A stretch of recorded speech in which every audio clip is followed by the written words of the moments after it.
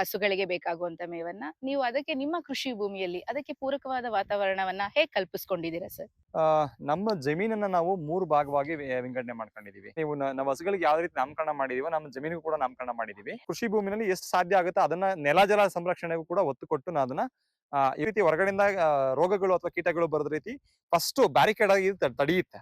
ನಾವು ಸಣ್ಣದು ಸ್ಪ್ರಿಂಕ್ಲರ್ ಬರುತ್ತಲ್ಲ, ಮೈಕ್ರೋಜೆಟ್ ಅಂತ ಕರಿತೀವಿ, ಅದು ಹಾಕ್ಬಿಟ್ರೆ ನಮ್ಗೆ 2ರಿಂದ 3 ತಿಂಗಳೊಳಗಡೆ ಒಳ್ಳೆ ಉತ್ಕೃಷ್ಟವಾದ ಗೊಬ್ಬರ ಉತ್ಪಾದನೆ ಆಗುತ್ತೆ. ಅದೇ ನೇಪಿಯರ್ ಹಾಕಿ ನಾವು ಮೇವನ್ನ ಹಸುಗಳನ್ನ ಸಾಕಾಣಿಕೆ ಮಾಡೋದಿಕ್ ಆಗಲ್ಲ. ನೇಪಿಯರ್ ಅಲ್ಲೇ ಹಾಕಿದ್ರೆ ಇದು ಹಸುಗಳು ಕಂದ ಹಾಕತ್ತೆ ಅಥವಾ ಇನ್ನೇನೋ ರಕ್ತ ಗಂಜಲ ಬರುತ್ತೆ. ಈ ರೀತಿ ಎಲ್ಲ ಸುಮಾರು ಮಿಸ್ಕನ್ಸೆಪ್ಷನ್ಸ್ ಇತ್ತು. ಖಂಡಿತ ಇಲ್ಲ. ಕಂಪೇರಿಟಿವ್ಲಿ ನಮಗೆ ಸೂಪರ್ ನೇಪಿಯರ್‌ಗೆ ಇದಕ್ಕೆ ಇಳುವರಿ ಬಂದು ನಮ್ಗೆ ಒಂದು ಬುಡದಲ್ಲೇ ಸರಿಸುಮಾರು ನಮ್ಗೆ 15 ಕೆಜಿ ನಾನು ತೆಗ್ದಿದ್ದೀನಿ. ನೀರ್ ಬರೋ ತರ ಮಳೆ ಆಗಿಲ್ಲ. ಮಳೆ ಬಂದಾಗ ವರ್ಷಕ್ಕೆ ನಮ್ದು ಸರಿಸುಮಾರು ಇದ್ರ ಕೆಪಾಸಿಟಿ ಬಂದು 3.5 4 lakh litre capacity farm pond ಇದು ಕೃಷಿ ಹೊಂಡ. ಆಗ ನಾವು ಮಾನಿಟರ್ ಮಾಡೋದು ಕೂಡ ಈಗ ಲೈಕ್ ಒಂದು ಸೇಫ್ಟಿ ಪರ್ಪಸ್ ಯೋಚನೆ ಮಾಡ್ಬೇಕು. ಹಂಗಾಗಿ ಒಂದು ಸೋಲಾರ್ ಕ್ಯಾಮೆರಾನ ಇನ್ಸ್ಟಾಲ್ ಮಾಡಿದೀವಿ ನಾವಿಲ್ಲಿ. ಒಬ್ಬ ರೈತನಾಗಿ ಸ್ವಂತ ಮೇವನ್ನ ಸಂಪೂರ್ಣವಾಗಿ ಬೆಳ್ಕೊಂಡಿದ್ದೆ ಆದ್ರೆ, ಡಿಪೆಂಡೆನ್ಸಿ ಇಲ್ದಲನೆ ಬೆಳೆದಿದ್ದೆ ಆದ್ರೆ ಖಂಡಿತ ತನ್ನ ಖರ್ಚುಗಳನ್ನ ಕಾಸ್ಟ್ ಆಫ್ ಪ್ರೊಡಕ್ಷನ್ ಅಂತ ಏನ್ ಕರಿತೀವೋ ಪ್ರತಿ 1 ಲೀಟರ್ ಉತ್ಪಾದನಾ ವೆಚ್ಚ ಏನಿದೆಯೋ ಅದನ್ನ ನಾವಿವಾಗ ₹25, ₹28, ₹30 ಇರೋದನ್ನ ಅದನ್ನ ₹2, ₹3, ₹4 ನಂತೆ ಕಡಿತಗೊಳಿಸ್ಕೊಂಡ್ ಬರ್ಬೋದು.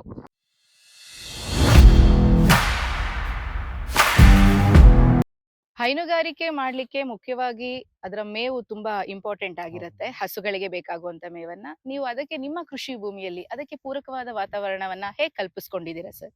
ಖಂಡಿತ ಮೇಡಮ್. ನಾವು ಅಲ್ಲಿ ಏನು ನಾವು ಇದುವರೆಗೂ ಹೈನುಗಾರಿಕೆ ಬಗ್ಗೆ ನೀವೆಲ್ಲ ಇಷ್ಟೊತ್ತೆಲ್ಲ ಏನು ವೀಕ್ಷಣೆ ಮಾಡಿದ್ರೋ, ನಮ್ಮ ಜಮೀನನ್ನ ನಾವು 3 ಭಾಗವಾಗಿ ವಿಂಗಡಣೆ ಮಾಡ್ಕೊಂಡಿದೀವಿ. ಸೊ 3 ಭಾಗಗಳಿಗೆ ನೀವು ನಾವು ಹಸುಗಳಿಗೆ ಯಾವ ರೀತಿ ನಾಮಕರಣ ಮಾಡಿದೀವೋ ನಮ್ಮ ಜಮೀನಿಗೂ ಕೂಡ ನಾಮಕರಣ ಮಾಡಿದೀವಿ. ಸೊ ಆ ನಾಮಕರಣದಲ್ಲಿ ಈಗ ನಾವೇನು ಡೈರಿ ಫಾರ್ಮ್ ನೋಡಿದ್ವಲ್ಲ ಅದನ್ನ ಡೈರಿ ಸರ್ಕಲ್ ಅಂತ ನೇಮಿಂಗ್ ಮಾಡಿದೀವಿ.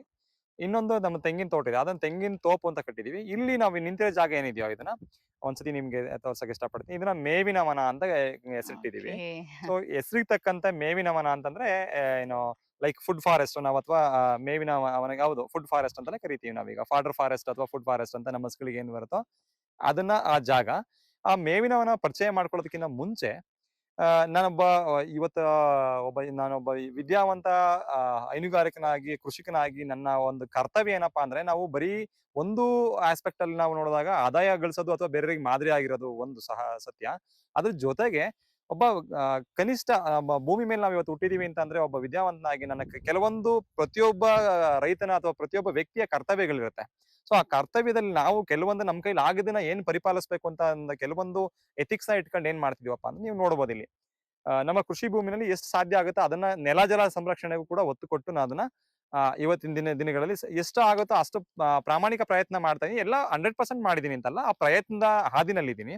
ಸೊ ಆ ನಿಟ್ಟಿನಲ್ಲಿ ಇವತ್ತು ನೀವು ನೋಡ್ತಿರ್ಬೋದು ನನ್ನ ಜಮೀನಿಗೆ ರಕ್ಷಣೆ ಬೇಕಾಗುತ್ತೆ. ಅದಕ್ಕೋಸ್ಕರ ಏನ್ ಮಾಡಿದೀವಿ, ಆರ್ಟಿಫಿಷಿಯಲ್ ಫೆನ್ಸಿಂಗ್ ಅಥವಾ ಮುಳ್ಳುತಂತಿ ಅಂತ ಏನ್ ಕರಿತೀವೋ ಆ ಮುಳ್ಳುತಂತಿ ಫಸ್ಟ್ ಲೇಯರ್ ಅದನ್ನ ಮುಳ್ಳುತಂತಿ ಇದೆ. ಅದಾದ್ಮೇಲೆ ಗಮನಿಸಬಹುದು ನೋಡ್ರಿ, ಇಲ್ಲಿ ನೋಡಿ ನೀವು ಬನ್ನಿ. ಸೊ ಈ ಜಾಗ ಏನ್ ಬರುತ್ತೋ ಈ ಜಾಗ ಬಂದು ಇದು 4 ಎಕರೆ ವಿಸ್ತೀರ್ಣ ಜಾಗ. ಆ 4 ಎಕರೆನಲ್ಲಿ ಕೆಲವೊಂದನ್ನ ಏನ್ ಮಾಡಿದೀವಿ, ಇದು ಬಾರ್ಡರ್ ಕ್ರಾಪ್ ಆಗಿ ಪೂರ್ತಿ ನಾವೀಗ ಇದು ಗಮನಿಸಬಹುದು ನೀವು, ಗ್ಲಿರಿಸಿಡಿಯಾ ಅಂತ ಕರಿತೀವಿ. ಸೊ ಗ್ಲಿರಿಸಿಡಿಯಾ ಇದೇನಪ್ಪ ಗಿಡ, ಗೊಬ್ಬರ ಗಿಡ, ಕನ್ನಡದಲ್ಲಿ ಆಡುಭಾಷೆನಲ್ಲಿ ಗೊಬ್ಬರ ಗಿಡ ಅಂತ ಕೂಡ ಕರಿತೀವಿ. ಹೆಸರೇ ಸೂಚಿಸಂಗೆ ಇದು ಗೊಬ್ಬರ ಉತ್ಪಾದನೆಯಲ್ಲಿ ಮಾಡ್ಸ ರೈತನಿಗೆ ಒಳ್ಳೆ ಮಿತ್ರ ಇದ್ದಂಗೆ. ಇದರಲ್ಲಿ ಬರೀ ಗೊಬ್ಬರ ಉತ್ಪಾದನೆ ಅಷ್ಟೇನಾ ಅಂತಂದ್ರೆ ಖಂಡಿತ ಅಲ್ಲ. ನಾವು ಇವತ್ತು ಕೆಲವರೆಲ್ಲ ಇವಾಗ ಕೃಷಿ ಭೂಮಿನಲ್ಲಿ ರೈತರು ಬೆಳೆದಂತ ಬೆಳೆಗಳಿಗೆ ಇಲಿಗಳ ಕಾಟ ಅಥವಾ ಹೆಗ್ಣಗಳ ಕಾಟ ಅವಳಿ ಜಾಸ್ತಿ ಇರುತ್ತೆ. ಸೊ ಅದಕ್ಕೆ ನ್ಯಾಚುರಲ್ ರಿಪ್ಲೆಂಟ್ ಇದು. ಇಲಿಗಳು ಈಗ ಹೊರಗಡೆ ನಾವು ಬಾರ್ಡ್ರಲ್ಲೇ ಮಾಡಿರೋದ್ರಿಂದ ಏನಾಗುತ್ತೆ, ಇದು ಸ್ವಲ್ಪ ಇವಾಗಿನ ಚಿಕ್ಕದಿದೆ, ಕಟ್ ಮಾಡಿ ಪ್ರೂನ್ ಮಾಡಿದೀವಿ. ಇದನ್ನ ಜಸ್ಟ್ ಇನ್ನು ಒಂದು ವರ್ಷ ಲಾಸ್ಟ್ ಸೀಸನ್ ಅಲ್ಲಿ, ರೈನಿ ಸೀಸನ್ ಅಲ್ಲಿ ಪ್ಲಾಂಟ್ ಮಾಡಿದ ಗಿಡ. ನಾವ್ ಇದಕ್ಕೆ ಯಾವುದೇ ಎಕ್ಸ್ಟ್ರಾ ಕೇರ್ ಮಾಡ್ಬೇಕಾಗಿಲ್ಲ. ತಂತಾನೆ ಹಾಕ್ಬಿಟ್ಬಿಟ್ರೆ ಒಂದು ಲೈವ್ ಎಡ್ಜ್ ಆಗಿರುತ್ತೆ. ಒಂದು ವಿಂಡ್ ಬ್ಯಾರಿಯರ್ ತರ ವರ್ಕ್ ಮಾಡತ್ತೆ. ಯಾವ್ದೇ ರೀತಿ ಈಗ ಇಲ್ಲಿ ಮೇವಿದೆ ಪರವಾಗಿಲ್ಲ, ಬೇರೆ ನಾವ್ ಯಾವ್ದೋ ಕೃಷಿಗೆ ತರಕಾರಿ ಬೆಳೆಗಳನ್ನ ಅಥವಾ ಇನ್ನೇನ ಬೆಳೆಗಳನ್ನ ಮಾಡಿದಾಗ ಏನಾಗುತ್ತೆ, ಯಾವ್ದೇ ರೀತಿ ಹೊರಗಡೆಯಿಂದ ರೋಗಗಳು ಅಥವಾ ಕೀಟಗಳು ಬರದ ರೀತಿ ಫಸ್ಟ್ ಬ್ಯಾರಿಕೇಡ್ ಆಗಿ ತಡೆಯುತ್ತೆ. ಈ ಬಂದಂತ ಕೀಟಗಳು ಫಸ್ಟ್ ಇದ್ರ ಮೇಲೆ ಅಟ್ರಾಕ್ಟ್ ಆಗುತ್ತೆ. ಇದ್ರ ಮೇಲೆ ನಮ್ಗೆ ತಿಂದಾಗ ಅಥವಾ ಇನ್ನೇನ ಕೂತಾಗ ನಮ್ಗೇನು ತೊಂದರೆ ಏನಾಗಲ್ಲ. ಆದ್ರಿಂದ ಇದು ಪ್ರತಿ ರೈತನು ಕೂಡ ಇದ್ರ ಜಮೀನಲ್ಲಿ ಹಚ್ಕೊಳ್ಳೋದು ಬಹಳ ಅತ್ಯಗತ್ಯ. ನಾನು ನನ್ನ ಜಮೀನಲ್ಲಿ ಸುಮಾರು ಒಂದು 500ರಿಂದ 550 ಗಿಡಗಳನ್ನ ಸುತ್ತ ಬಾರ್ಡರ್ ಕ್ರಾಪ್ ಆಗಿ ಫಸ್ಟ್ ಆರ್ಟಿಫಿಷಿಯಲ್ ಫೆನ್ಸಿಂಗ್ ಇದೆ, ಅದಾದ್ಮೇಲೆ ಜೀವಂತ ಬೇಲಿಯಾಗಿ ಇದನ್ನ ಹಾಕೊಂಡಿದೀನಿ. ಇದರಿಂದ ನಮ್ಮ ಕೃಷಿ ಭೂಮಿಗೆ ನಾವು ಏನು ನೈಟ್ರೋಜನ್ ಅಂತ ಸಾರಜನಕ ಅಂತ ಏನ್ ಕರಿತೀವೋ 2 ರೀತಿನಲ್ಲಿ ಕೊಡ್ಬೇಕಾಗತ್ತೆ.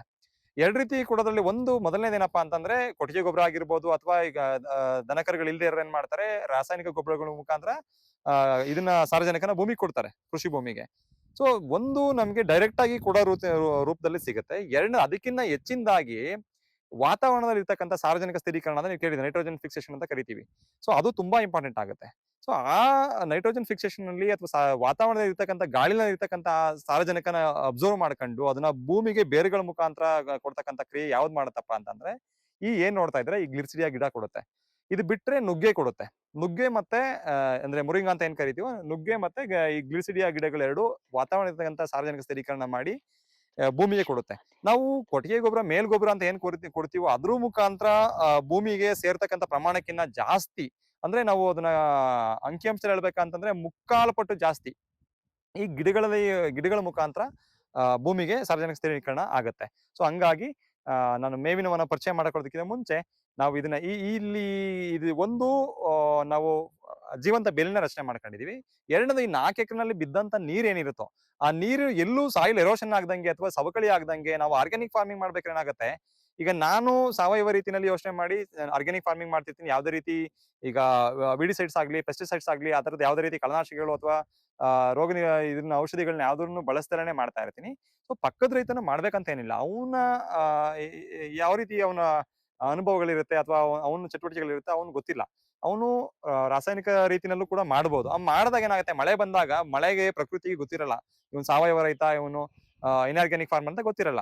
ಅದಕ್ಕೇನ್ ಮಾಡುತ್ತೆ, ತಾನು ಅದ್ರ ಕೆಲಸನ ಅದ್ ಮಾಡುತ್ತೆ. ಎಲ್ಲಿ ಇಳಿಜಾರು ಇರುತ್ತೆ ಅದು ಕೊಚ್ಕೊಂಡು ನನ್ನ ಜಮೀನ್ ಒಳಗಡೆ ಬಂದು ಭೂಮಿ ಕಂಟಾಮಿನೇಟ್ ಆಗ್ಬೋದು. ಆ ದೃಷ್ಟಿಕೋನದಲ್ಲಿ ಏನ್ ಮಾಡಿದೀವಿ, ಇಡೀ 4 ಎಕರೆ ಜಮೀನು ಕೂಡ ಒಂದು ನಾವು ಸಾವಯವ ಇದಕ್ಕೆ ಯಾವುದೇ ರೀತಿ ಆ ರೀತಿ ಅಂಶಗಳು ಜಮೀನಿಗೆ ಎಂಟ್ರಿ ಆಗದ ರೀತಿಯಲ್ಲಿ ಟ್ರೆಂಚ್ ಕಂಪೌಂಡ್ ಅಂತ ಕರಿತೀವಿ. ಉದಿ ಬದುಗಳನ್ನ ನಿರ್ಮಾಣ ಮಾಡಿದೀವಿ. ಅಲ್ಲಿ ಉಪಯೋಗ ಏನಪ್ಪಾ ಅಂತಂದ್ರೆ ಒಂದು ಈ ರೀತಿ ಅಂಶಗಳನ್ನ ತಡೆಗಟ್ಟೋದು ಒಂದು, ಎರಡನೇದು ಬಿದ್ದಂತ ಭೂಮಿನ ಪರ್ಕ್ಯುಲೇಟ್ ಆಗುತ್ತೆ, ಅಲ್ಲಿ ಭೂಮಿನಲ್ಲಿ ಇಂಗುತ್ತೆ. ಸೊ ಈಗ ನಾವೇನ್ ಆಗ್ಲೇ ನಿಮ್ಮ ಜೊತೆ ವಿಚಾರಗಳನ್ನ ಕೆಲವು ಹಂಚ್ಕೋಬೇಕನ್ನಂತ 2019 ತೀರಾ ಬರನ ನಾವು ನೋಡಿದ್ವಿ. ಅಂತರ್ಜಲ ಮಟ್ಟ ತುಂಬಾ ಕುಸಿತ ಆಗಿತ್ತು ಅಂತ ಏನ್ ಹೇಳ್ತಿದ್ನೋ, ಅದಕ್ಕೆ ಹೌದು ಅಂತರ್ಜಲ ಕುಸಿತ ಯಾಕಾಗತ್ತೆ, ಎಲ್ಲಿಂದ ಆಗುತ್ತೆ, ಅದಕ್ಕೆ ನಮ್ಮ ಕಾಂಟ್ರಿಬ್ಯೂಟ್ ಏನು, ಒಬ್ಬ ಫಾರ್ಮರ್ನ ಏನ್ ನಾವು ಅದನ್ನ ನಮ್ ಕೊಡುಗೆ ಏನ್ ಕೊಡ್ಬೇಕು ಅನ್ನೋ ದೃಷ್ಟಿಕೋನ ನೋಡಿದಾಗ ಅಟ್ಲೀಸ್ಟ್ ನಾವು ಎಲ್ಲ ಬೇರೆ ಎಲ್ಲೂ ಸುಧಾರಣೆ ಮಾಡಕ್ಕಾಗಲ್ಲ. ನನ್ನ ಒಬ್ಬ ಕೃಷಿ ಭೂಮಿನಲ್ಲಿ ಬಿದ್ದಂತ ನೀರನ್ನ ಸಮರ್ಪಕವಾಗಿ ಇಂಗಿಸ್ಬೇಕು. ಅದನ್ನ ಆ ಕ್ರಿಯೆನ ಮಾಡ್ತಾ ಇದೀವಿ. ಅದಕ್ಕೋಸ್ಕರ ಏನ್ ಮಾಡಿ ಸುತ್ತ ನೀವು ಟ್ರೆಂಚ್ ಕಂಬಂಡ ಮಾಡಿದೆ ಅದನ್ನ ತೋರಿಸ್ತೀನಿ. ಸೊ ಬಿದ್ದಂತ ನೀರು ಅಲ್ಲಿ ಒಂದ್ ಇಂಗುತ್ತೆ. ಅದಕ್ಕಿನ್ನ ಅತಿ ಹೆಚ್ಚು ಇನ್ನೂ ಜಾಸ್ತಿ ಮಳೆ ಬಂದಾಗ ಹೊಂಡದಲ್ಲಿ ಒಂದೊಂದ್ ಸೆಪ್ಟಾಸ್ ಅಂತ ಕರಿತೀವಿ. ಒಂದೊಂದ್ ಸೆಪ್ಟಾದಲ್ಲಿ ಸರಿಸುಮಾರು 1,000 ಲೀಟರ್ ಅಷ್ಟು ನೀರ್ ನಿಲ್ಲುತ್ತೆ. ಅದು ತುಂಬಿ ನಂತರ ಏನಾಗುತ್ತೆ, ಅದು ಒಳ್ಳೆ ಎಲ್ಲೂ ಹೋಗ್ಬಾರ್ದು, ಒಂದ್ ಕಡೆ ಕ್ಯಾಚ್ಮೆಂಟ್ ಮಾಡಿ ಒಂದು ಕೃಷಿ ಹೊಂಡನ ಕೂಡ ರಚನೆ ಮಾಡಿದೀವಿ. ಸೊ ಕೃಷಿ ಹೊಂಡದಕ್ಕೆ ನಂತರ ತುಂಬಿದ ನೀರೆಲ್ಲ ಕೃಷಿ ಹೊಂಡಕ್ಕೆ ಹೋಗುತ್ತೆ, ಅಲ್ಲಿ ಇಂಗುತ್ತೆ. ಅದನ್ನ ಕೃಷಿ ಬಳಕೆಗೆ ಬಳಸ್ಕೊಳ್ಳಿಲ್ಲ ಅಂದ್ರೂ ಸಹ ಅಟ್ಲೀಸ್ಟ್ ಭೂಮಿಗೆ ಅಂತರ್ಜಲವಾಗಿ ಎಲ್ಲೋ ಹೋಗಿ ಸೇರೋ ಬದಲು ಅಂತರ್ಜಲ ಇಂಗೋ ತರಕ್ಕೆ, ಅಂತರ್ಜಲ ಇಂಪ್ರೂವ್ ಆಗೋ ತರಕ್ಕೆ ನಮ್ ಕಡೆ ಇಂದ ಆಗಿದ್ದ ಸಣ್ಣ ಒಂದು ಕರ್ತವ್ಯ, ಅದಕ್ಕೆ ಕೊಡುಗೆ ಅಲ್ಲ, ಕರ್ತವ್ಯನ ನಾನು ಅರ್ತ್ಕೊಂಡು ನಾನು ಅದನ್ನ ಮಾಡ್ತಾ ಇದ್ದೀನಿ. ಎರಡನೇದೇನಪ್ಪಾ ಅಂತಂದ್ರೆ ಇಲ್ಲಿ ಏನ್ ನೀವು ಗಮನಿಸ್ತೀರೋ, ಇಲ್ಲಿ ಬಂದ್ ನಿಂತಿರೋ ಜಾಗದಲ್ಲಿ ಇದು 4 ಎಕರೆ ಜಾಗನ ನಾವು 2 ಭಾಗವಾಗಿ 3 ಭಾಗವಾಗಿ ವಿಂಗಡಣೆ ಮಾಡಿದೀವಿ. 3 ಭಾಗದಲ್ಲಿ ಇದ್ರಲ್ಲಿ ಒಂದು ಭಾಗ ಬರೀ ಮೇವಿಗಿಟ್ಟಿದೀವಿ. ಅಂದ್ರೆ 3 ಎಕರೆನ ಸಮರ್ಪಕವಾಗಿ ಮೇವಿಗೆ ಅಂತ ಮೀಸಲಿಟ್ಟಿದೀವಿ. ಆ 3 ಎಕರೆನಲ್ಲಿ ಇಲ್ಲಿ ನಿಮಗೆ ಕಾಣಸಿಗೋದು 4 ತಳಿಗಳಿದೆ. 4 ತಳಿಯ ಮೇವುಗಳನ್ನ ನಾವು ಬೆಳಿತಾ ಇದೀವಿ. ಅದ್ರಲ್ಲಿ ಸಕ್ಸಸ್ ಕೂಡ ಆಗಿದೀವಿ. ಆಮೇಲೆ ಎರಡನೇದ್ ಬಂದು 1 ಎಕರೆ ನಾವು ತರಕಾರಿ ಮಾಡ್ತಾ ಇದೀವಿ. 1 ಎಕರೆ ತರಕಾರಿ ಅಂತ ಏನ್ ಕರಿತೀವಿ ಅದ್ರಲ್ಲೂ 2 ಭಾಗ ಮಾಡ್ಕೊಂಡಿವಿ. ಒಂದು ಓಪನ್ ಫೀಲ್ಡ್ ಅಲ್ಲಿ ತರಕಾರಿ ಮಾಡ್ತಾ ಇದೀವಿ. ಇನ್ನ ಅರ್ಧ ಎಕರೆನಲ್ಲಿ ಪ್ರೊಟೆಕ್ಟೆಡ್ ಕಲ್ಟಿವೇಶನ್ ಅಂತ ಕರಿತೀವಿ. ಈಗ ಅಲ್ಲಿ ಹೋಗೋಣ, ಅಲ್ಲಿ ತೋರಿಸ್ತೀನಿ ನಿಮ್ಗೆ. ನೆಟ್ ಹೌಸ್ ಅಂತ ಕರಿತೀವಿ. ನೆಟ್ ಹೌಸ್ ಅಲ್ಲಿ ತರಕಾರಿ ಪ್ರೊಟೆಕ್ಟೆಡ್ ಕಲ್ಟಿವೇಶನ್ ಕೂಡ ಅರ್ಧ ಎಕರೆ ಮಾಡ್ತಾ ಇದೀವಿ. ಅಂದ್ರೆ 1 ಎಕರೆ ತರಕಾರಿ, 3 ಎಕರೆ ಮೇವು ಮಾಡಿದೀವಿ. ಮೂರನೇ ಭಾಗ ಯಾವ್ದಪ್ಪ, ಇರೋದ್ 4 ಎಕರೆಯಲ್ಲಿ 3 ಎಕರೆ ಪ್ಲಸ್ 1 ಎಕರೆ 4 ಎಕರೆ ಆಗೋಯ್ತಲ್ಲ, ಇನ್ಯಾವ್ದಪ್ಪ ಅಂತಂದ್ರೆ ಇಂಟ್ರ್ ಬಂಡ್ಸ್. ಅದ್ರ ಮಧ್ಯೆ ನಮಗೆ ಬೇಕಾದಷ್ಟು ಮಧ್ಯದಲ್ಲಿ ಬದುಗಳು ಅಂತ ಏನ್ ಕರಿತೀವಿ ಆ ಜಾಗ ಇರುತ್ತೆ. ಆ ಜಾಗದಲ್ಲಿ ಎಲ್ಲೂ ವೇಸ್ಟ್ ಮಾಡದಲ್ಲೇ ಮನೆಗ್ ಬೇಕಾಗಿರ್ತಕ್ಕಂಥ ಹಣ್ಣಿನ ಗಿಡಗಳಾಗಿರ್ಬೋದು, ತರಕಾರಿ ಗಿಡಗಳಾಗಿರ್ಬೋದು, ಈ ತರದವನ್ನ ಹಚ್ಕೊಂಡಿದೀವಿ. ಸೊ ಸುಮಾರು ಇಲ್ಲಿ ಒಂದು 15-20 ನಿಂಬೆ ಹಾಕಿದೀವಿ. ಒಂದ್ 100 ನುಗ್ಗೆ ಹಾಕಿದ್ದೆ. ನುಗ್ಗೆನಲ್ಲಿ 70 ಇವತ್ತು ಎಕ್ಸಿಸ್ಟಿಂಗ್ ಇದೆ. ಸೊ ಒಳ್ಳೆ ಈಲ್ಡ್ ಕೂಡ ಸಿಗ್ತಾ ಇದೆ. ನಮ್ಗೆ ಏನಾಗುತ್ತೆ, ಸೀಸನಲ್ ಕ್ರಾಪ್ ಆಗಿರೋದ್ರಿಂದ ಅದಕ್ಕೆ ಅಂತ ನಾವೇನು ಕೇರ್ ಮಾಡೋದೇನಿರಲ್ಲ, ಆದ್ರೆ ಆದಾಯ ಕೂಡ ಮಾತ್ರ ಬರ್ತಾ ಇರುತ್ತೆ. ಸೊ ಇವತ್ತು ನಿಮಗೆ ಗೊತ್ತಿದೆ ನುಗ್ಗೆನಲ್ಲಿ ಒಳ್ಳೆ ಮಾರ್ಕೆಟ್ ಇದೆ. ನುಗ್ಗೆನಲ್ಲಿ ವ್ಯಾಲ್ಯೂಡೇಷನ್ ಮಾಡಿ ನಾವು ಅದನ್ನ ಬರೀ ಇದಷ್ಟೇ ಅಲ್ಲ, ಏನು ತರಕಾರಿ ಅಷ್ಟೇ ಅಲ್ಲ, ಅದ್ರ ಜೊತೆಗೆ ನಾವು ನುಗ್ಗೆ ಸೊಪ್ಪು ಕೂಡ ಒಳ್ಳೆ ಮಾರ್ಕೆಟ್ ಇದೆ. ಮುಂದಿನ ದಿನಗಳಲ್ಲಿ ಆತರ ಪೌಡರ್ ಮಾಡಿ ಅದನ್ನ ಮಾರ್ಕೆಟ್ ವ್ಯಾಲ್ಯೂಡೇಷನ್ ಮಾಡಿ ಮಾರುಕಟ್ಟೆ ಕ್ರಿಯೇಟ್ ಮಾಡ್ಕೋಬೇಕು ಅನ್ನೋ ಆಸಕ್ತಿ ಕೂಡ ಇದೆ, ಆಲೋಚನೆ ಕೂಡ ಇದೆ. ಅಟೆಂಪ್ಟ್ ಮಾಡ್ತಾ ಇದ್ದೀನಿ. ಸೊ ಹಿಂಗೆ ಒಂದಕ್ಕೊಂದು ಎಲ್ಲದಕ್ಕೂ ಫಸ್ಟ್ ಪ್ರಿಯಾರಿಟಿ ಬಂದು ನನ್ನ ಕುಟುಂಬ ಏನ್ ಬೇಕೋ ಅದನ್ನ ಈಗ ಕಂಟಾಮಿನೇಟ್ ಆಗದೆ ಇರೋದಂತ ಅಥವಾ ಈಗ ಇವತ್ತಿನ ಆಹಾರದಲ್ಲಿ ಗೊತ್ತಿದೆ ನಿಮ್ಗೆ ಬೆಂಗಳೂರೆಲ್ಲ ನ್ಯೂಸ್ ಎಲ್ಲ ನೋಡ್ತಾ ಇದ್ರೆ ಸುಮಾರು ಇಷ್ಟು ತರಕಾರಿಗಳಲ್ಲಿ ಸೀಸ ಪತ್ತೆ ಆಗ್ತಾ ಇದೆ, ಲೆಡ್ ಅಂತ ಕರಿತೀವಿ. ಅದು ಪತ್ತೆ ಆಗ್ತದೆ, ಇದು ಪತ್ತೆ ಆಗ್ತದೆ ಎಲ್ಲ ಹೇಳ್ತಾರೆ. ಆದ್ರೆ ಅದನ್ನೆಲ್ಲ ನಮ್ಗೆ ಅವಕಾಶ ಇದೆ. ಅವಕಾಶ ಇರೋದನ್ನ ನಮ್ಮ ಫಸ್ಟ್ ಸೆಲ್ಫ್ ಕನ್ಸಂಪ್ಷನ್ ಏನಿದೆಯೋ ನಮ್ ಕುಟುಂಬಕ್ಕೆ ಏನಾಗುತ್ತೆ ಅಷ್ಟನ್ನ ನಾವು ಸಾವಯವ ರೀತಿಯಲ್ಲಿ ಆಹಾರ ಬೆಳೆದು ಒಂದು ಬಳಸ್ಬೇಕು. ಒಂದು ಅದಕ್ಕಿಂತ ಮಿಕ್ಕಿದಾಗಿ ಹೆಚ್ಚಿನದಾಗಿ ಸ್ವಲ್ಪ ಸಾರ್ವತ್ರಿಕ ಯೋಚನೆ ಮಾಡಿದಾಗ ಏನ್ ಎಕ್ಸ್ಟ್ರಾ ಬರುತ್ತೋ ಅದನ್ನ ಮಾರ್ಕೆಟ್ ಕೂಡ ಮಾಡ್ತಾ ಇದ್ದೀನಿ. ಸೊ ಬನ್ನಿ ಹೋಗೋಣ. ಸೊ ಇನ್ನೊಂದೇನಪ್ಪಾ ಅಂದ್ರೆ ಪ್ರತಿ ರೈತನ ಕೃಷಿ ಭೂಮಿನಲ್ಲಿ ವೇಸ್ಟ್ ಅಥವಾ ತ್ಯಾಜ್ಯ, ಬಯೋಮಾಸ್ ಅಂತ ಕರಿತೀವಿ. ಅಲ್ಲಿ ಕೆಲವೊಂದು ಗಿಡಗಳಿಂದ ಆಗಿರ್ಬೋದು, ಹುಲ್ಲಿಂದ ಆಗಿರ್ಬೋದು, ಬೇರೆ ಮರಗಳಿಂದ ಆಗಿರ್ಬೋದು, ತ್ಯಾಜ್ಯಗಳು ಬರುತ್ತೆ. ತ್ಯಾಜ್ಯಗಳು ಬಂದಾಗ ಏನ್ ಮಾಡ್ತಾರೆ, ತುಂಬಾ ಜನ ರೈತರು ಇವತ್ತು ಏನ್ ಮಾಡ್ತಾರೆ, ಅದನ್ನೆಲ್ಲ ಬರ್ನ್ ಮಾಡ್ತಾರೆ. ಸೊ ಬೆಂಕಿ ಇಕ್ತಾರೆ. ಅದು ಸಾವಯವ ಪದ್ಧತಿಗೆ ನಿಷಿದ್ಧ. ಅದು ಮಾಡಬಾರ್ದು ಆಕ್ಚುಲ್ ಆಗಿ.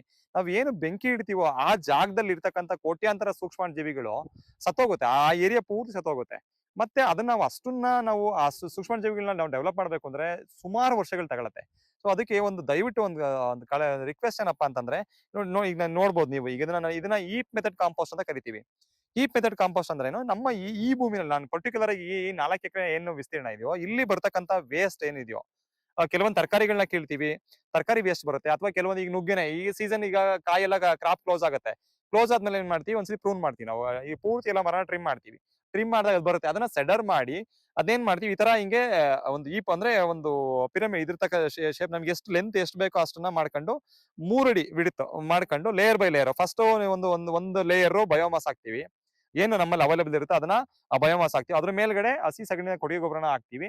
ಮತ್ತೆ ಏನ್ ಅದ್ರ ಮೇಲೆ ಒಂದ್ ಲೇಯರ್ ಬಯೋಮಾಸ್ ಹಾಕ್ತಿವಿ. ಅಂದ್ರೆ ಕಲ್ಚರ್ ಬೇಕಾಗುತ್ತಲ್ಲ, ಅದು ಫರ್ಮೆಂಟೇಶನ್ ಆಗಿದೆ, ಅದು ಗೊಬ್ಬರ ಆಗಿ ಕಳಿಯೋದಕ್ಕೆ ಇದು ಮಾಡಕ್ಕೆ ಕಲ್ಚರ್ ಏನಪ್ಪಾ ಅಂದ್ರೆ ಸಗಣಿ ಗೊಬ್ಬರನೇ. ಅದ್ ಮಾಡ್ಬಿಟ್ಟು ಸ್ವಲ್ಪ ಮಾಯಿಶ್ಚರ್ನ ಮೇಂಟೈನ್ ಮಾಡ್ತೀವಿ. 60-70 ಡಿಗ್ರಿ ನಮಗೆ ಟೆಂಪರೇಚರ್ ತಾಪಮಾನ ಇರೋ ತರ ಇದ್ರ ಮೇಲೆ ಇವಾಗ ಮಳೆ ಇದೆ ಹಂಗಾಗಿ ಹಾಕಿಲ್ಲ.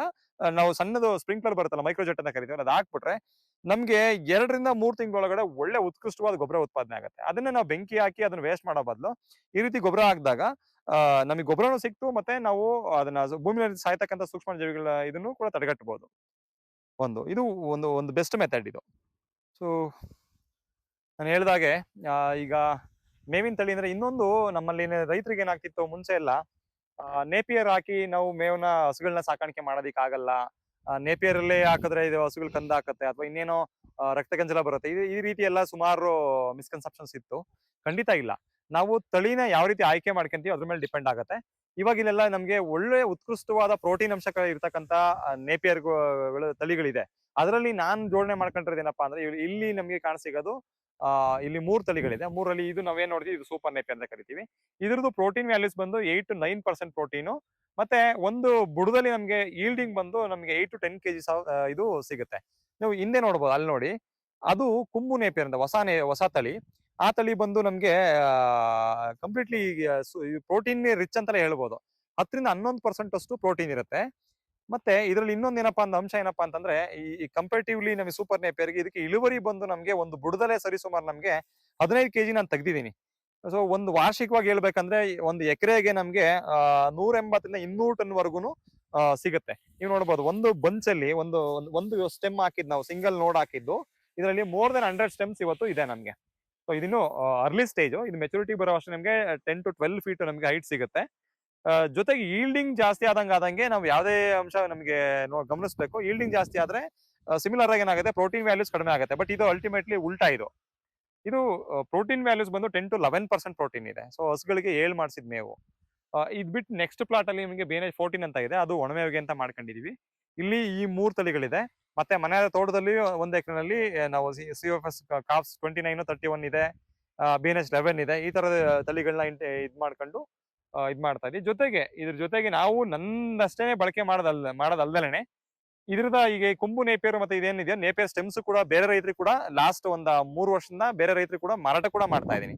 ಸೊ ಅದ್ರಿಂದ ಕೂಡ ನಮಗೆ ವ್ಯಾಲ್ಯೂ ಅಡಿಷನ್ ಮಾಡ್ಕೊಂಡು ಇನ್ಕಮ್ ಜನರೇಟ್ ಆಗ್ತಾ ಹೋಗುತ್ತೆ. ಜೊತೆಗೆ ಇನ್ಕಮ್ ಜನರೇಟ್ ಆಗೋದು ಒಂದ್ ಸೈಡ್ ಆದ್ರೆ, ಈಗ ಇದಕ್ಕಿಂತ ಮುಂಚೆ ನಾವೀಗ ನೇಪಿಯರ್ ಈ ರೀತಿ ತಳಿಗಳನ್ನ ಕೊಡೋದಕ್ಕಿಂತ ಮುಂಚೆ ಅದೇ ರೈತರು ಇವತ್ತು ಖುಷಿಯಾಗಿ ಫೋನ್ ಮಾಡ್ತಾರೆ, ಸರ್ ಹೋದ ವರ್ಷ 2 ಲಕ್ಷ ರೂಪಾಯಿ ಮೇವಿನ ಇನ್ವೆಸ್ಟ್ ಮಾಡಿದ್ದೆ, 3 ಲಕ್ಷ ರೂಪಾಯಿ ಮೇವಿನ ಇನ್ವೆಸ್ಟ್ ಮಾಡಿದ್ದೆ, ಇವತ್ತು ನೀವು ಕೊಟ್ಟಿದ್ದ ತಳಿನ ನಾನು ತಗೊಂಡು ಹಾಕೊಂಡು ನನಗೆ ಇವತ್ತು ಅಷ್ಟು 3 ಲಕ್ಷ ರೂಪಾಯಿ ನಮ್ಗೆ ಇನ್ಕಮ್ ಇವತ್ತು ಸೇವ್ ಆಗಿದೆ, ಅಷ್ಟು ವಿನಿಯೋಗ ಮಾಡಿದಂತ ಅಮೌಂಟ್ ನ ಸೇವ್ ಮಾಡಿದೀವಿ. ಅನಂತರ ಖುಷಿಯಾಗಿ ಫೋನ್ ಮಾಡ್ತಾರೆ. ಅದು ಒಂದು ಆತ್ಮತೃಪ್ತಿ ಕೊಡುತ್ತೆ. ಸೊ ನಾನು ಫ್ರೀ ಆಫ್ ಕಾಸ್ಟ್ ಖಂಡಿತ ಕೊಡಲ್ಲ. ಅದು ಚಾರ್ಜ್ ಮಾಡ್ತೀನಿ. ಚಾರ್ಜ್ ಮಾಡ್ಬಿಟ್ಟು ಅದನ್ನ ಸೇಲ್ ಕೂಡ ಮಾಡ್ತಾ ಇದೀನಿ ಇವತ್ತು.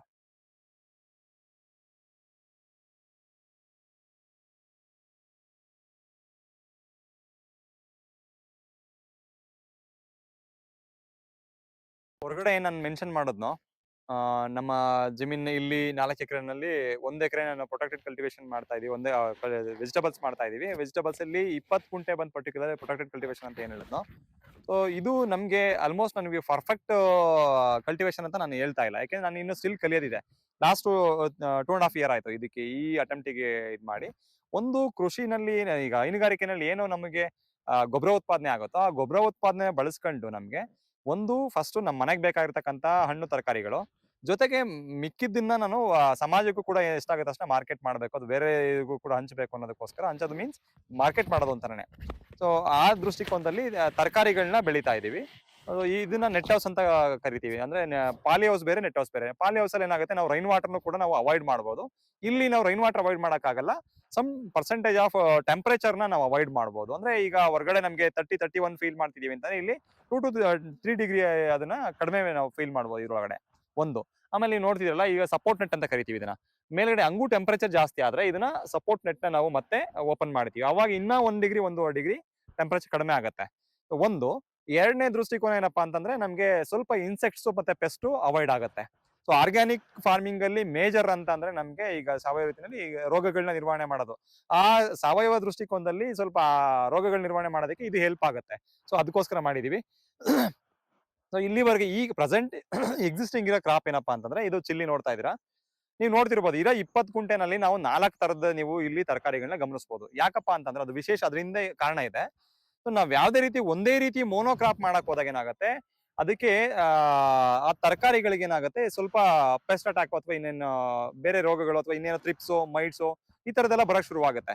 ಸೊ ಅದಕ್ಕೆ ಏನ್ ಮಾಡ್ತೀವಿ ನಾವು, ಕ್ರಾಪ್ ರೊಟೇಷನ್ ಮಾಡ್ತೀವಿ. ಪ್ರತಿ 4 ವಿಭಾಗ ಮಾಡಿದೀವಿ. 5 ಗುಂಟೆ 5 ಗುಂಟೆ 5 ಗುಂಟೆ 5 ಗುಂಟೆಲ್ಲಿ ನೋಡ್ಬೋದು ಚಿಲ್ಲಿ ಇದೆ. ಚಿಲ್ಲಿ ಆಲ್ಮೋಸ್ಟ್ ಕ್ಲೋಸಿಂಗ್ ಸ್ಟೇಜ್ ಅಲ್ಲಿ ಇದೆ, ಇದು ಮುಗ್ದಿದೆ.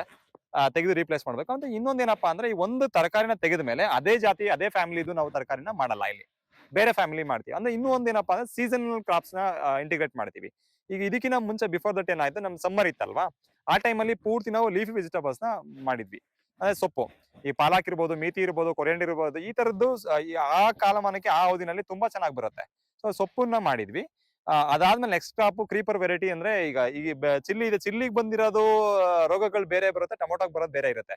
ಸೊ ಅಲ್ಲಿಗೆ ಬಂದಿದ್ದು ಇನ್ನು ಮುಂದಕ್ಕೆ ಪಾಸ್ ಆಗಲ್ಲ, ಅಲ್ಲಿ ಸ್ಟಾಪ್ ಆಗುತ್ತೆ. ಅದಕ್ಕೆ ಏನ್ ಮಾಡಿದೀವಿ, ಬೇರೆ ಬೇರೆ ತರಕಾರಿಗಳನ್ನ ಬೇರೆ ಬೇರೆ ಜಾತಿನ ಇಂಟಿಗ್ರೇಟ್ ಮಾಡೋದಕ್ಕೆ ಆ ತರದ ಪ್ರಯತ್ನದಲ್ಲಿ ತೊಡಗಿಸ್ಕೊಂಡಿದ್ವಿ. ಇದು ಟೊಮೊಟೊ ಇದೆ. ಆ ಟೊಮೊಟೊ ಏನಪ್ಪಾ ಅಂತಂದ್ರೆ, ಇನ್ನು ನೆರಳಿಗೆ ಸ್ವಲ್ಪ ಜಾಸ್ತಿ ಬೆಳೀತಾ ಇದೆ. ಕೇಳ್ತಿರ್ಬೋದು, ವೀಕ್ಷಕರು ಬೇಬಿ ಗಮನಿಸ್ತವ್ರು ಇಷ್ಟೊಂದು ಈಲ್ಡ್ ಇಲ್ಲ ಹಾಗೆ ಹೀಗೆ ಅಂತ ಹೇಳ್ಬೋದು. ಸಾವಯವದಲ್ಲಿ ನಾವು ಈಗ ಏನಾಗುತ್ತೆ, ಈಗ ನಾಟಿ ಅದ್ರಲ್ಲೂ ಸೀಡ್ಸ್ ಅಂದ್ರೆ ಅಷ್ಟೇ, ನಾವು ಯಾವ್ದೇ ರೀತಿ ಬೇರೆ ತರದ ನಾಟಿನೇ ಇಂಟಿಗ್ರೇಟ್ ಮಾಡ್ತೀವಿ ಆದಷ್ಟು. ಸೊ ಲಾಸ್ಟ್ ಕ್ರಾಪ್ ಇದೆ, ಇದು 5 ಗುಂಟೆನಲ್ಲಿ ಅಲ್ಲಿ ಇತ್ತು. ಅಲ್ಲಿ ತುಂಬಾ ಚೆನ್ನಾಗಿ ಬಂತು. 5 ಗುಂಟೆನಲ್ಲಿ 1 ಟನ್ ಅಷ್ಟು ನಮ್ಗೆ ಇಳುವರಿ ಸೇಮ್ ಜಾಗದಲ್ಲಿ ನಮ್ಗೆ ಟೊಮೊಟೊ ಸಿಕ್ಕಿತ್ತು. ಇದು ಅಷ್ಟು ಕ್ರಾಪ್ ಹೇಳ್ಕೊಳ್ಳೋದ ರೀತಿನಲ್ಲಿ ಇಲ್ಲ. ಇದು ಸ್ನ್ಯಾಕ್ ಕುಕುಂಬರ್ ಅಂತ ಕರಿತೀವಿ.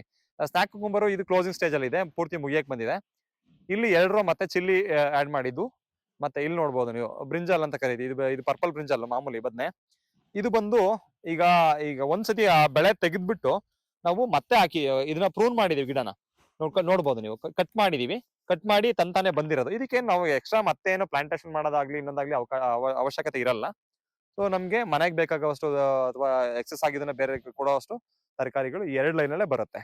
ಇದಾದ್ಮೇಲೆ ಅಗೈನ್ ಮತ್ತಿಲ್ಲಿ ಕುಕುಂಬರ್ ಆಡ್ ಮಾಡಿದೀವಿ. ಇಲ್ಲಿ ಹೊಸದಾಗಿ ಈಗ ಟೊಮೊಟೊ ಅಂತ ಹೇಳಿದ್ನಲ್ಲ, ಲಾಸ್ಟ್ ಕ್ರಾಪ್ ಟೊಮೊಟೊ ತೆಗೆದ ಮೇಲೆ ಇಲ್ಲಿ ಇವಾಗ ಬಾಟ್ಲ್ ಗಾರ್ಡ್ ಹೀರೆಕಾಯಿನ ಇಂಟಿಗ್ರೇಟ್ ಮಾಡ್ತಾ ಇದೀವಿ. ಇದಕ್ಕೆ ಇವಾಗ ಮತ್ತೆ ಡಿವಿಡಿಂಗ್ ಮಾಡಿ ನಾವೀಗ ದಡಿನ ನೆಟ್ಟು ತಂತಿನ ಸಪೋರ್ಟ್ಗೆ ತಂತಿ ಕಟ್ಬೇಕಾಗತ್ತೆ. ಸೊ ಇನ್ನೊಂದು ಇದರಲ್ಲಿ ಡಿಸ್ಅಡ್ವಾಂಟೇಜ್ ಏನಪ್ಪಾ ಅಂದ್ರೆ, ಆರ್ಗ್ಯಾನಿಕ್ ಫಾರ್ಮಿಂಗ್ ಅಲ್ಲಿ ತರಕಾರಿ ಬೆಳೆಯೋದ್ರಲ್ಲಿ ಅಂತಂದ್ರೆ ವೀಡ್ ಮ್ಯಾನೇಜ್ಮೆಂಟ್. ವೀಡ್ ತುಂಬಾ ಬರುತ್ತೆ. ನಾವ್ ಯಾವ್ದೇ ರೀತಿ ಅದಕ್ಕೆ ಪೆಸ್ಟಿಸೈಡ್ಸ್ ಇದನ್ನ ವೀಡಿಸೈಡ್ ಏನು ಹೊಡೆಯಲ್ವಲ್ಲ. ಸೊ ಹಂಗಾಗಿ ಮ್ಯಾನ್ಯುಯಲಿ ಡಿವೀಡಿಂಗ್ ಮಾಡ್ಬೇಕಾಗತ್ತೆ. ಲೇಬರ್ ಸ್ವಲ್ಪ ಎಕ್ಸ್ಪೆನ್ಸಿವ್ ಆಗುತ್ತೆ. ಆ ಟೈಮಲ್ಲಿ ಮಾತ್ರ ನಾವು ಲೇಬರ್ ಚಾರ್ಜಸ್ ಏನಿರುತ್ತೆ ಅದನ್ನ ಸಬ್ಸ್ಟಾನ್ಷಿಯಲ್ ಪೇ ಮಾಡ್ಬೇಕಾಗತ್ತೆ. ಇದೊಂದು ಡಿಮೆರಿಟ್ ನಮ್ಗೆ. ಸೊ ಈ ರೀತಿ ತರಕಾರಿಗಳನ್ನ ಬೆಳಿತಾ ಇದೀವಿ. ಆಗ್ಲೇ ಆರಂಭದಲ್ಲಿ ಏನ್ ಹೇಳೋದು, ನೆಲ ಜಲ ಸಂರಕ್ಷಣೆ ನಮ್ಮೆಲ್ಲರ ಹೊಣೆ ಅಂತ ಹೇಳಿ. ಅದು ಬರೀ ಧ್ಯೇಯವಾಕ್ಯ ಅಂತ ಆಗಿರ್ದಲ್ಲೇ ಅದಕ್ಕೆಲ್ಲ ಇವತ್ತು ಆ, ಈಗ ನಮ್ಮ ಗ್ರಾಮ ಪಂಚಾಯತಿಗಳಲ್ಲಿ ಅದರಲ್ಲೆಲ್ಲ ಇದು ಕೂಡ ಇದೆ, ಅನುದಾನ ಇದೆ, ಬಳಸ್ಕೋಬಹುದು. ಸೊ ನಾನು ವಾಲಂಟಿಯರ್ ಆಗಿ ನಾನು ಆಗ್ಲೇ ಹೇಳಿದ್ನಲ್ಲ, ನಾವು ರೈತರು ಬೇಡವರಾಗಬಾರ್ದು ಅಂತ ಹೇಳಿ. ಸೊ ಇಲ್ಲಿ ನೋಡ್ಬೋದು, ಇಲ್ಲಿ ಬಿದ್ದಂತ ನೀರ್ನ ಇದನ್ನ ಒಂದು ಇದಕ್ಕೆ ನಾವು ಹಿಂಗಿಸ್ತೀವಿ. ಬಂದಂತ ನೀರಲ್ಲಿ ಕಲೆಕ್ಟ್ ಆಗುತ್ತೆ. ಒನ್ಸ್ ಇದು ಕಲೆಕ್ಟ್ ಆಗಿ ಸ್ಟೋರ್ ಆಗಿ ತುಂಬಿದ ನಂತರ ಬಂದು ಓವರ್ಫ್ಲೋ ಆಗೋದು. ಸೊ ಸಾಧಾರಣವಾಗಿ ಸಣ್ಣ ಮಳೆ ಆದಾಗ ಇದು ಫಸ್ಟ್ ಇಲ್ಲೇನೆ ಹಿಂಗ್ ನಿಲ್ಲುತ್ತೆ. ಇದು ನಿಂತು ಮಳೆಗಾಲದಲ್ಲಿ ಈ ಕಡೆಯಿಂದ ನಾವು ಕ್ಯಾಚ್ಮೆಂಟ್ ಎಲ್ಲ ಕೊಟ್ಟಿದೀವಿ.